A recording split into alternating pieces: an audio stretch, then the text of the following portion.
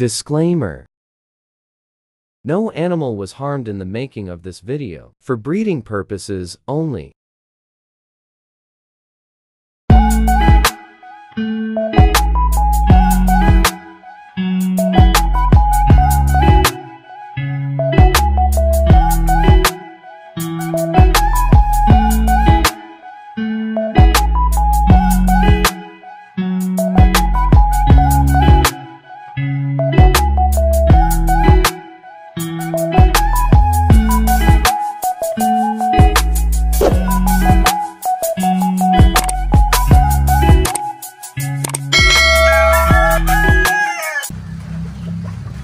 Good day mga lods. Nandito na naman tayo muli sa ating munting farm, sa Super Andre Game Farm. So ngayong araw mga lods, sinisimulan na po namin ang pag-layout ng aming maliit na gradas. So mamaya papakita ko sa inyo. At papakita ko na rin sa inyo mga lods ang aming ginawang stainless steel na feeder para doon sa aming breeding pen. Nakumpleto na rin ng 7 butas ng ating breeding pen. Kaya bago ko ipakita sa inyo yan mga yan lods, tara samahan nyo muna ako. Kunin natin ang ating stainless steel feeder doon sa ating shop. Let's go! So ayun, nandito na nga tayo sa J Kitchen mga lods. Ayan, tingnan natin ulit ang pinapagawa natin ditong pakainan. Ayan na ako mga lods, oh. Pinifinish na nila, oh. Yun! Ganda! Ha! Kung mga aso at pusa, stainless ang kainan, syempre mga manok din natin, stainless din. Ayan, oh. Ganda niyan, oh. Ninyo, anong tawag sa process na yan? Hairlining. Ayan mga lods, ginagawa na dyan, ini-hairline nila yan. Ibinabalik nila yung original na texture ng stainless. Pagkatapos nilang weldingin, grinderin, ayan, balik sa ganyan tsura. Ayan o. Ayan, kasi mga lods, sunog-sunog yan eh, pag winilding nila eh. Yung mga yan, mga lods, ano yan, mga scrap-scrap lang namin yan. So dito ko yan kinukuha. Mga lodi, mga ano yan, pinagpuputulan, pinagkakatingan. Ayan o, ang dami dito niyan lods, oh. Yan. So yan, yung mga kapirasong mga plancha na yan, yun, katulad yan, yun. Mga cut size na yan kung tawagin. So ginagawa namin dyan, ginagawa ko ng paraan kung saan ko magagamit. Hindi naman tayo pwedeng kumuha mga lods dito sa mga stocks natin. So ayan, ang mga ginagamit naming stainless dito, mga 304 yan. Ayan, 304 yan mga lods, ibig sabihin ng ECUS 304 eh, food grade stainless steel. Ayan o, may ginagawa dito si Ronald, ang body natin. Nald, ano yun Nald? Cabinet? Cabinet. Yun. Saka dito naman, G. Hi ka muna G. Hi. Yan, yan ang ating mabagsik na layouter mga lods. Galing yan sa taga grind lang, taga punas lang. Ngayon layouter na yan mga lods. Ito yung ginagawa niya, oh. Saan yan? Mathematics yan, may mga sulat-sulat mga guhit-guhit eh. Ito ginagawa niyan mga lods. Ayan, kalan. Yan ang ginagawa ni Gio for oven burner with oven. Pero dito tayo, itong kailangan natin dito para sa manukan. So nakita nyo na yan mga lods, bibit-bitin na natin yan. Dalhin na natin yan pabalik sa farm mga lodi. So tara, kunin na natin itong mga to. Ayan mga lods, yan ang ating backyard style na breeding pen. So sige Jog, ilagay mo nga Jog, tingnan natin kung tama yung sukat. Ayan, nilalagay na ni Jog ang aming stainless steel feeder mga lods. Ayan, isentro mo lang dyan sa ano Jog, sa naka-usling ano yan, blocks yan, ganyan. Hanggang doon sa dulo. So ayan mga lods, oh, nilalagay na ni Jog yan. Yan. Si Jogjog, yan yung ating imported na kasama dito sa farm. In-import namin yan, galing ano yan, galing Valderrama Antique. Na Jog? Ay mo na Jog. Oh, di ba? Lupit yan. So, ang style namin, mga lods, ayan oh. Lagyan mo Jog ng patuka yan, Jog. Yan. Diyan namin yan papakainin, mga lods. So, pagkatapos namin pakainin yan, itaob lang yan dyan. Ugasan, itaob. Diba? Tapos yung ano na yan, Jog. Oh, kita mo? Ganda oh. Yan, ganyan sila kumain dyan, mga lods. Diba? Tapos yung ano na yan, yung kulay pula na yan na pakainan din, tinataob lang namin yan. Then ngayon, pagka magpapatubig, yan lang, babalik na rin lang, tapos patutubigan. So ayan mga lods oh, yan yung ating ibang inahin. May nakawalang isang gray oh.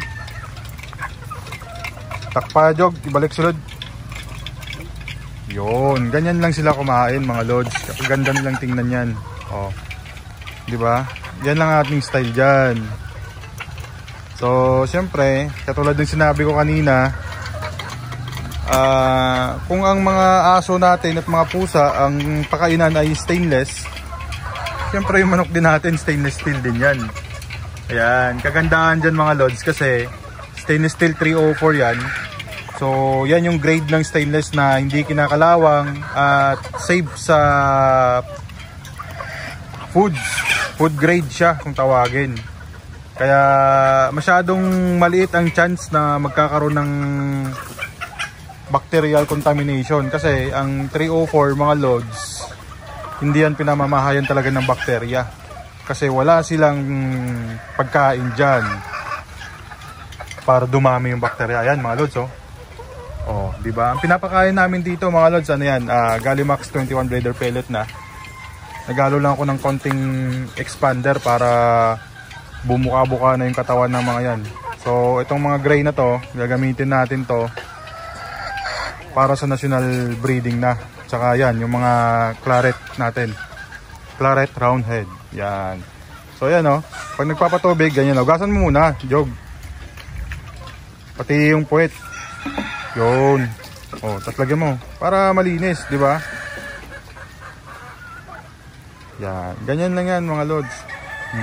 Pagkatapos niyan magpatuka at uminom yung mga manok natin mamaya, dyan na lang din yan itataob. Yan, ganyan lang style ng mga yan. So dyan lang sila iinom ng tubig mga lods oh. Di ba? Hindi na pumapasok sa loob talaga yung tao natin. Yan, ganyan lang yan. Yan, oh, see? Dyan lang yan iinom ng tubig. Ganda no? Ayun. So, tara mga lods, samahan nyo ako dun sa gradas. Tingnan natin ang ating gradas kung ano nang update.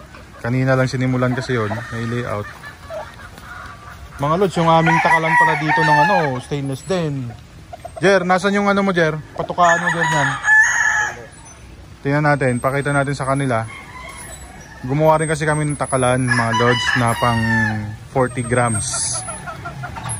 Pang ano yun, pampakain. So ayan yung gradas mga lods. Oh, di ba? Maliit lang, pang backyard lang talaga mga lods. 20 feet by 13 feet lang yan. Ngayon, ang ginawa ko diyan mga lods, yung likod na yon, yan yung tinatambakan ni RC.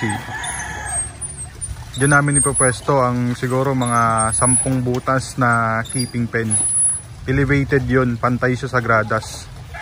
Ayan. Tapos itong portion na to, yan, hindi pa namin may lalagay yung aming water jet dyan sa poso namin kasi mabuhangin pang tubig dyan. May konting-konting buhangin pa, konti pa. Kasi pagka nilagayan natin ng water jet yan mga lods, baka puro buhangin ang mahigop nyan. Sisira ang ating water line. So ayan mga lods oh, gradas. Then dito sa portion na ito mga lods, yang may konting space dyan yan oh. Yung space na yan, sakin mo pwede pa umatras yan dito kahit mga ilang, kahit mga 2.5 meters na, no? Pwede patambayan naman, no? Ayan mga lods, oh. Yung open space na yan, yan, sasakupin natin ng bubong yan, pupluringan, lagyan ng semento, lagyan natin ng coffee table, upuan, then dyan tayo mga lods, pag bumisita kayo dito mga lodi, dyan tayo magkakape-kape. Dyan din natin ipopwesto yung ating griller na ginawa, para kung gusto nyo mag-ihaw ng mga liempo dito, kung ano-anong pwedeng iihawin dyan, talong pwede rin, dami kaming talong dito. So, yun. Pwede tayo dyan mga lodi. Open na open yan para sa inyo mga lods. Jer, patingin ako ng takalan. Ito mga lods, oh. Makulit lang talaga kami sa mga gamit-gamit naman dito, eh. Yun, oh. Yan. Kita niyo yan mga lods.